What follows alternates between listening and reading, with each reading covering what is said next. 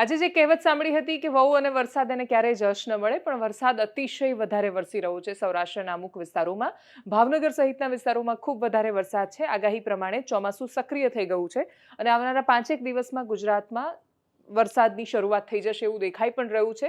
સૌરાષ્ટ્રમાં ભાવનગરની આસપાસના વિસ્તારમાં ખૂબ વધારે વરસાદ વરસી રહ્યો છે અને એ સિવાય અમરેલીમાં પણ વરસાદ ખાસો વધારે છે. નીચે આ મહુવાનો વિસ્તાર, એના પછી ઉપર બોટાદની આજુબાજુના વિસ્તારો, અમદાવાદમાં પણ વરસાદની શરૂઆત સાંજ પડતા સુધીમાં થઈ જશે અને એ પણ વરસાદ વધશે.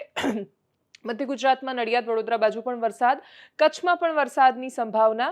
આ જે સિસ્ટમ જે એક્ટિવ થતી તમને દેખાઈ રહી છે અને વરસાદી પવનો જે આવી રહ્યા છે ગુજરાત રાજ્યમાં, એ વધારે વરસાદ લઈને આવશે, તીવ્ર વરસાદ લઈને આવશે.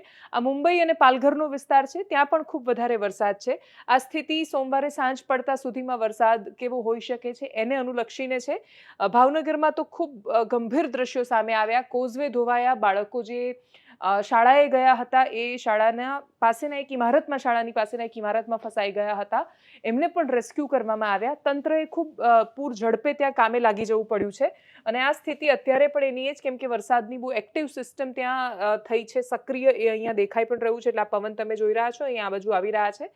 અમદાવાદ ઉપર મહેસાણા, આ બાજુ રાજસ્થાન બોર્ડર પર આવેલા એટલે પાલનપુર અને અહીંયા ડુંગરપુરની સરહદ પર આવેલા વિસ્તારો, એટલે મહીસાગરનો ઉપરનો અરવલ્લીનો જે બોર્ડરનો વિસ્તાર છે શામળાજી બાજુનો, ત્યાં પણ વધારે વરસાદની સંભાવનાઓ છે. દાહોદમાં પણ વરસાદની સંભાવનાઓ છે. મધ્યપ્રદેશના ઇન્દોરમાં પણ વરસાદ વરસી રહ્યો છે. મહારાષ્ટ્રમાં પણ ખાસો બધો વરસાદ છે. આવતીકાલે ક્યાં ક્યાં વરસાદ હોઈ શકે છે? આ વરસાદ રાત સુધી ચાલશે એટલે ભાવનગરથી સુરેન્દ્રનગર વચ્ચેનો જે આખો વિસ્તાર છે એ અતિશય વધારે પ્રભાવિત રહેવાનો છે. બોટાદની સ્થિતિ તમે રાત પડતા સુધીમાં જોઈ શકો છો. એટલે રાત પડતા સુધીમાં ભાવનગરની જે પરિસ્થિતિ છે, ખૂબ વધારે વરસાદ વરસ્યો છે. બોટાદમાં પણ થઈ શકે છે. સુરેન્દ્રનગર બાજુ એ સિસ્ટમ આગળ વધી રહી છે. આ આવતીકાલની એટલે કે મંગળવારની તસવીર છે. મંગળવારે પણ ખૂબ વધારે વરસાદની સંભાવના. દ્વારિકાનો જે આખો પટ્ટો, આ બાજુ દરિયાઈ વિસ્તાર જે છે, અહીંયા ઉપર કચ્છનો જે દરિયાઈ હિસ્સો છે, નલિયાથી ઉપરનો વિસ્તાર, ત્યાં અતિશય વરસાદની સંભાવના. ભાવનગર માટે આવતીકાલે પણ ખૂબ વધારે વરસાદનું જોખમ છે એ તોળાઈ રહ્યું છે અને આ સિસ્ટમ છે એ આગળ વધી રહી છે અહીંયા. અને એ સિસ્ટમ પરથી તમે સમજી પણ શકો છો કે એ કેટલો બધો વધારે વરસાદ લઈને આવી શકે એમ છે. 45 mm આજુબાજુનો વરસાદ તમે અહીંયા પણ જે આંકડો બદલાતો જોઈ શકો છો એના પરથી તમને અંદાજ આવશે કે 60 mm સુધી અલગ વરસાદ વરસશે. મંગળવારે પણ આ જ પ્રકારની આગાહી કરવામાં આવી છે. રાજ્યના મોટાભાગના વિસ્તારોમાં આવનારા 5 દિવસમાં ચોમાસાની શરૂઆત અને ચોમાસાનો પ્રભાવ. મંગળવારે સાંજ સુધીમાં અમદાવાદમાં પણ ખૂબ ભારે વરસાદની સંભાવના. જામનગર, દ્વારિકાનો વિસ્તાર, ત્યાં પણ વરસાદ. ગીર સોમનાથ, વેરાવળથી લઈને અહીંયા ભાવનગર, બોટાદ સહિતના વિસ્તારોમાં વરસાદની સંભાવનાઓ વ્યક્ત કરાઈ રહી છે.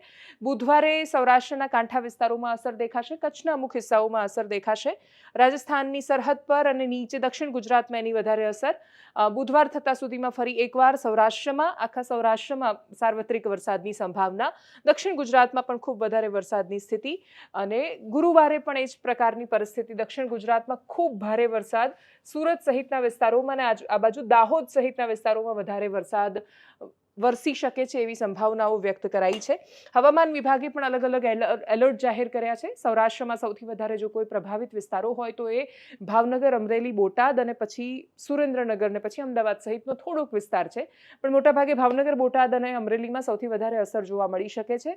આવતીકાલે પણ ત્યાં વધારે અસર જોવા મળી શકે છે ને એના પછી દક્ષિણ ગુજરાતનો હિસ્સો, મહારાષ્ટ્રની બોર્ડર અને પછી મહારાષ્ટ્રથી ઉપર મધ્યપ્રદેશની અને એના પછી આ બાજુ રાજસ્થાનની બોર્ડર સુધી, એટલે જે આખો પૂર્વીય વિસ્તાર છે, પૂર્વથી લઈને દક્ષિણ સુધીનો, ત્યાં અસર થઈ શકે છે વરસાદની.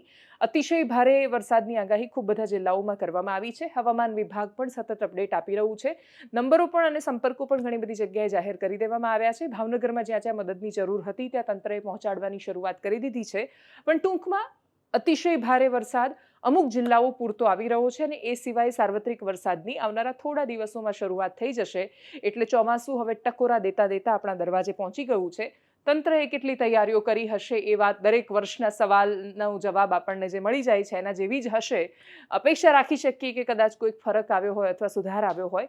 આપણા તરફથી આપણે બનતી તૈયારીઓ કરી લઈએ. નમસ્કાર.